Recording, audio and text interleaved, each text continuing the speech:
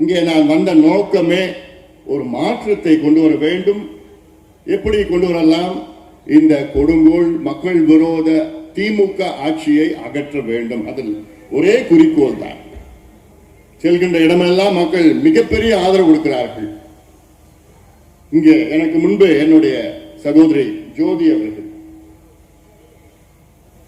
நம்முடைய சென்னை இவர்களை போன்றவர்கள் தான் சென்னையை தூய்மையாக வைத்துக் கொண்டிருக்கின்றார்கள்.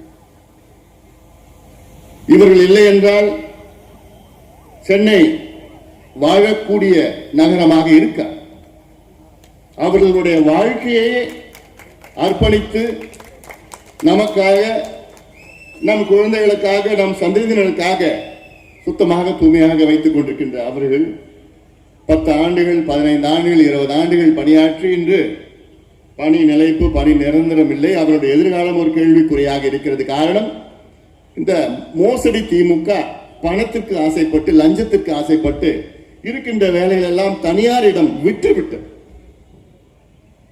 திமுக என்றாலே ஒரு கார்ப்பரேட் கம்பெனி, ஒரு சுரண்டுகின்ற ஒரு கம்பெனி. இது கட்சி கிடையாது, இது ஒரு குடும்பம், ஒரு கம்பெனி. இந்த கம்பெனி தமிழ்நாட்டில் உள்ள அத்துணை உரிமைகளையும் தாரவாத்து பெரிய பெரிய முதலாளியிடம் ஒப்படைத்து விற்று கொண்டிருக்கிறது. அதற்கு ஒரு உதாரணம் சென்னை சுற்றி இருக்கின்ற அவுட்டர் ரிங் ரோடு.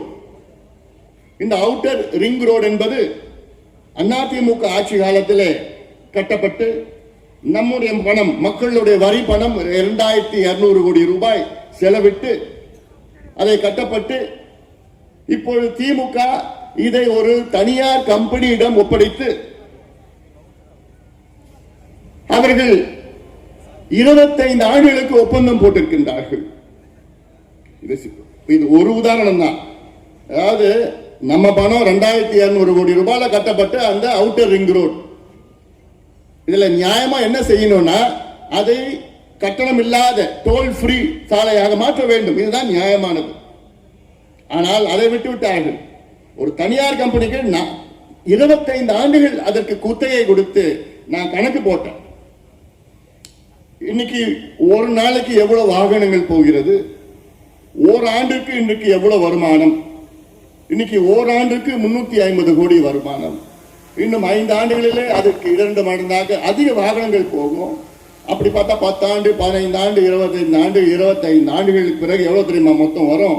45,000 கோடி ரூபாய்.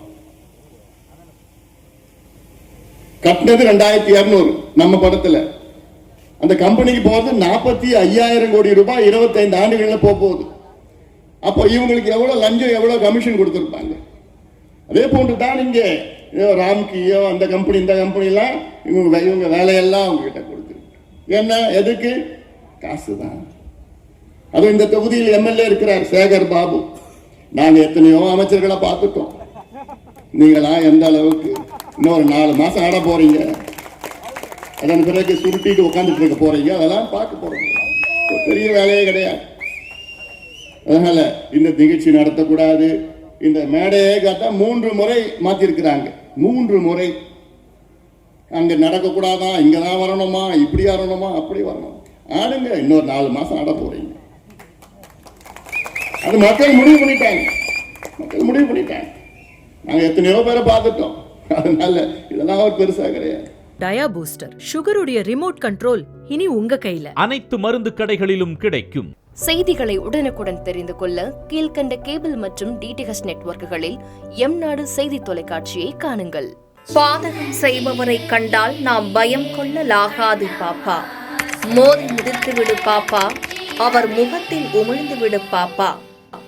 அண்மை செய்திகளை உடனுக்குடன் தெரிந்து கொள்ள இணைந்திருங்கள் எம்நாடு தொலைக்காட்சியுடன்.